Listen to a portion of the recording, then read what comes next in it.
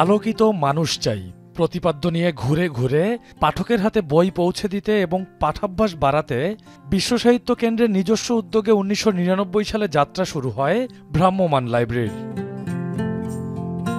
সৃষ্টির পরে ২ দশকে ভ্রাম্যমাণ লাইব্রেরির প্রায় অর্ধশত গাড়ি পাঠাগার হিসাবে দেশের জেলা উপজেলায় পাঠকদের হাতে তুলে দিয়েছে বাংলা পেরিয়ে বিশ্ব সাহিত্যের স্বাদ। তবে ২০১৭ সালে কেন্দ্রের একার পক্ষে প্রকল্পটি চালানো কঠিন হয়ে পড়ে। তখনই এগিয়ে আসে সংস্কৃতি মন্ত্রণালয়ের গণগ্রন্থাগার অধিদপ্তর।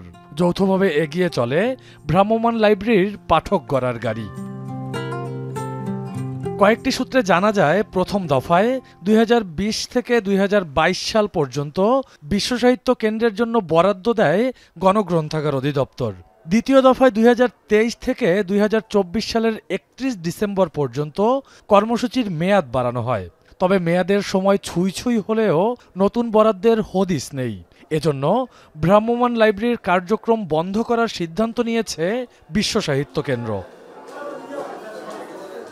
এমন ঘোষণায় ভ্রাম্যমাণ লাইব্রেরির পাঠকেরা হতাশ। সামাজিক যোগাযোগ মাধ্যম এবং চিঠির মাধ্যমে এই কার্যক্রম অব্যাহত রাখার দাবি জানাচ্ছেন তারা। অনশনে বসেছেন ভ্রাম্যমাণ লাইব্রেরির লাইব্রেরিয়ান ও কর্মচারীরাও। ভ্রাম্যমাণ লাইব্রেরি বিশ্ব সাহিত্য কেন্দ্র কেন বন্ধ করবে? বিশ্ব সাহিত্য কেন্দ্র শুরু করেছে, এটা সরকারের সরকারের দোহাই দেওয়ার এখন এখানে কোনো সুযোগই নাই। ফেসবুকে অনেক পাঠক অনেক আবেগপ্রবণ পোস্ট দিচ্ছে যে ভ্রাম্যমাণ লাইব্রেরি ছাড়া তারা ডিসেম্বর কিভাবে চলবে। ভ্রাম্যমাণ লাইব্রেরির মাঠ পর্যায়ে যাদের সাথে বইয়ের এবং পাঠকদের সরাসরি সম্পর্ক, তাদেরকে বাদ দেওয়ার জন্য অত্যন্ত ষড়যন্ত্রমূলকভাবে ৩১ তারিখ এই কার্যক্রমটা বন্ধ করার একটা সিদ্ধান্ত তারা নিয়ে নিয়েছে। ভ্রাম্যমাণ লাইব্রেরির প্রয়োজনীয়তা তুলে ধরে এর পরিচালক বলেন, এই প্রকল্পের মেয়াদ বাড়ানোর জন্য চেষ্টা করছে বিশ্ব সাহিত্য কেন্দ্র।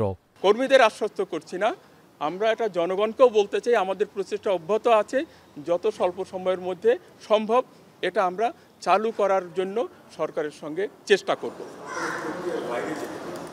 এর আগে ডিসেম্বরের শুরুতে এক বইমেলার উদ্বোধনে সংস্কৃতি বিষয়ক উপদেষ্টা মোস্তফা সারোয়ার ফারুকী বিশ্ব সাহিত্য কেন্দ্রকে সকল সহযোগিতা করার আশ্বাস দেয়। যদিও ভ্রাম্যমাণ লাইব্রেরি প্রকল্পে নতুন করে অর্থায়নের বিষয়ে কিছু জানাননি তিনি। রকিবুল রাহাত, এখন, ঢাকা।